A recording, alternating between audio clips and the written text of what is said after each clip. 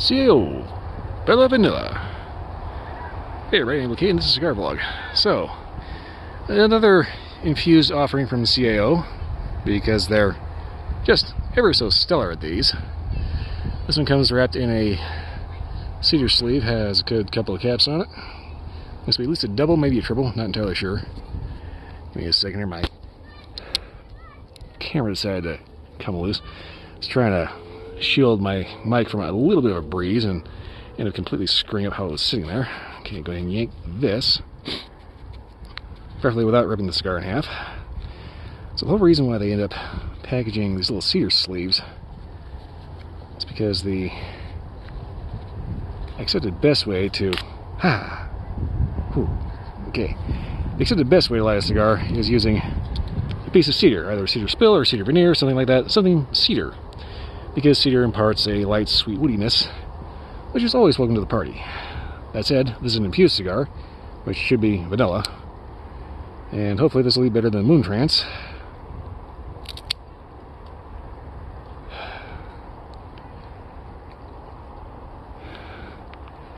And we're going to see how this goes.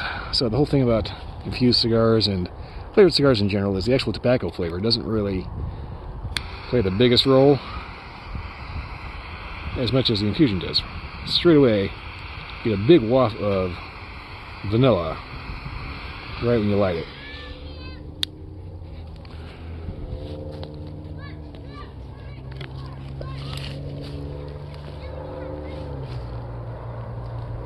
Go on now.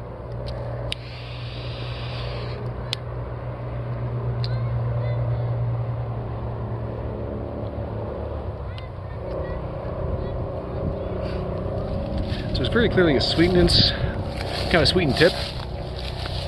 The overall flavor of the tobacco is what really climbs through first instead of the vanilla, which is a little odd. And if I get a little bit of an extreme close-up, keep in mind I'm walking through a field that's got a bunch of sticks, branches, and for lack of a better term, shit everywhere. So I'm trying not to break an ankle trying to get out of this field.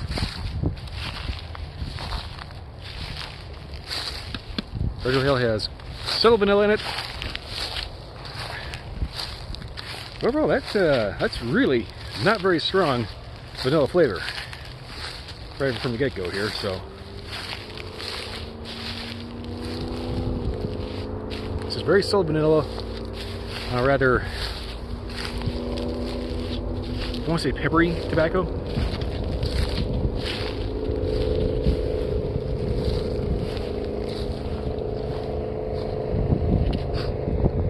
Peppery and kind of bitter.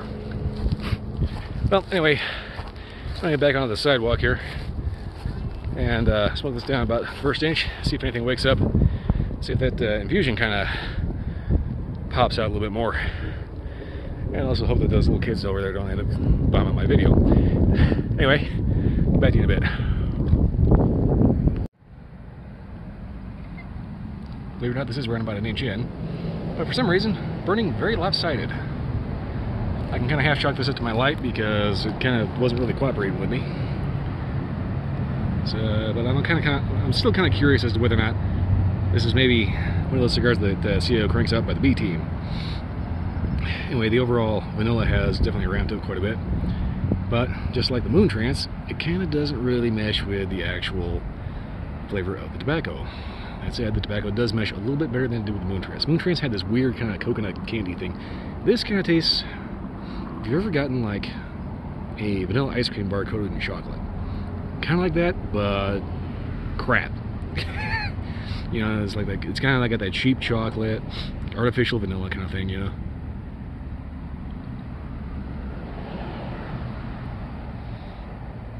Retro Hill, you get a lot of that vanilla note, along with a very peppery, kind of acrid, very. Not necessarily harsh, but just kind of piquant actual tobacco note.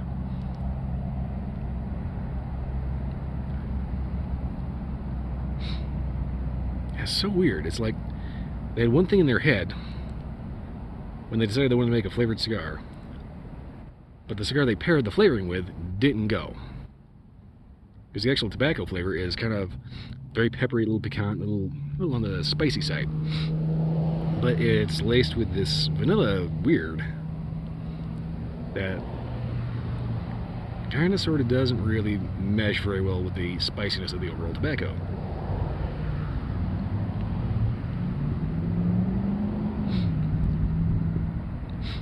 Yeah, it's like, it's kind of hard to describe. It's like somebody just took a bowl of salsa and covered it with ice cream, if that makes any sense.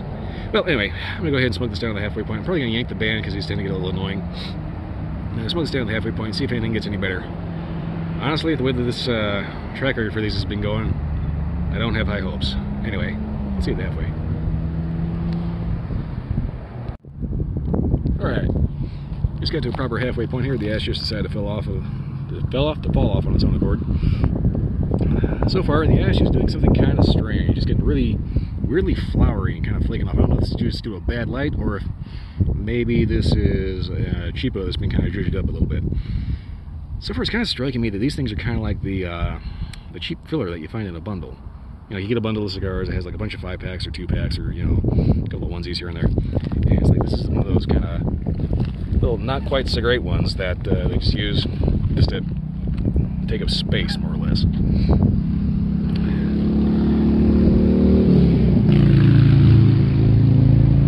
Yes, thank you, incredibly loud motorcycle.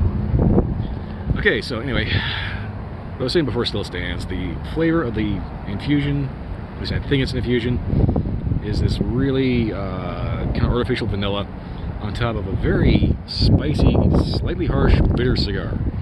The actual tobacco of this is not that great, which is why I'm kind of going with the idea these are probably kind of the cheapo filler for bundles. Kind of like whenever you find a Connecticut shade. It's like I keep somehow getting these, just like a Connecticut shade. I don't care for them, and I've got them, so I'll smoke them. In this case, well, they're not the worst, because I've had some of the worst, but they're far from the best. Well, anyway, I'm going to keep smoking this down to the nub here. Hopefully this will get better. I'm kind of doubting it, but there has to be some reason why these have been a thing for well over a decade. I mean, they're popular with somebody. Somebody keeps buying these. I'm not sure who, but somebody keeps buying these enough that they keep making them. But these are just not good flavored cigars. They're really not. I mean, I always had kind of a problem with these just because of the fact they have this very artificial, kind of cheap knockoff flavor, you know? You know, like they're trying, you know, it's pretty obvious that the CAO flavors line was pretty much brought about more or less to ride the coattails of the Drew Estate acid, because Drew Estate was the game changer, basically. They made a flavored cigar that was a good cigar. So everybody kind of takes this old concept of a flavored cigar and figures, well, these are getting popular again, let's see if we can make some bank off of it. So that's kind of what they did. They end up just taking a cigar that would be better blended a little differently, so it's either capitalizing on the piquant spiciness or trying to minimize that as much as possible. Maybe let it ferment a little longer, I don't know, but this is just very much a B-level cigar. You know, the B team, B side. Bargain basement, well, maybe not bargain basement, basic bitch, how about that? Let's go with that. It's just, you know, there's not a whole lot to write home about these in any positive respect.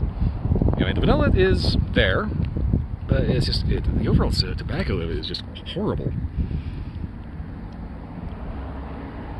This is kind of a long-standing cigar industry trick, is you take a shitty cigar, dunk it in vanilla crap, and call it a flavor and sell it for a discount.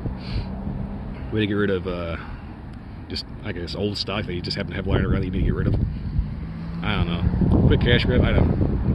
Anyway, I'm going to smoke this down to the nub and see if anything gets better. Wish me luck.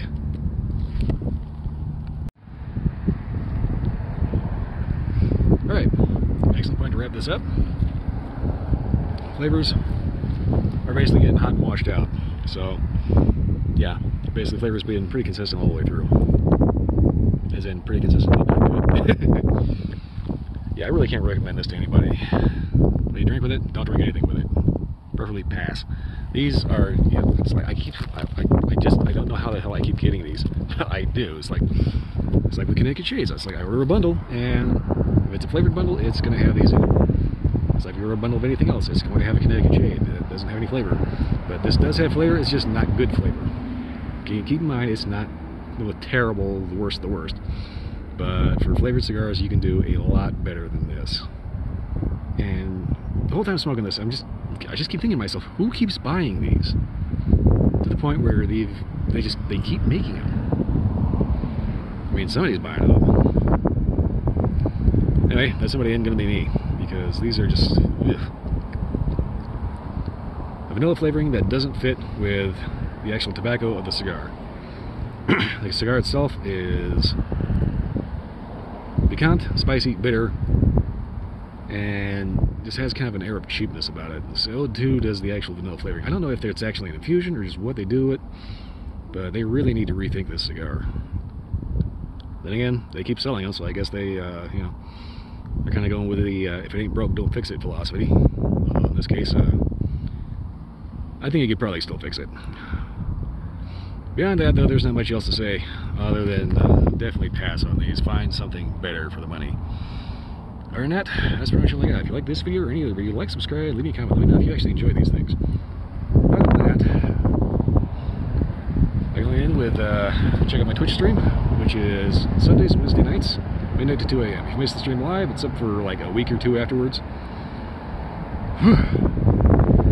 That's pretty much all I got. This wind is freezing my hands off. Good lord, it's cold. Okay, anyway, I don't have anything else to say. So, that being said, see you next time.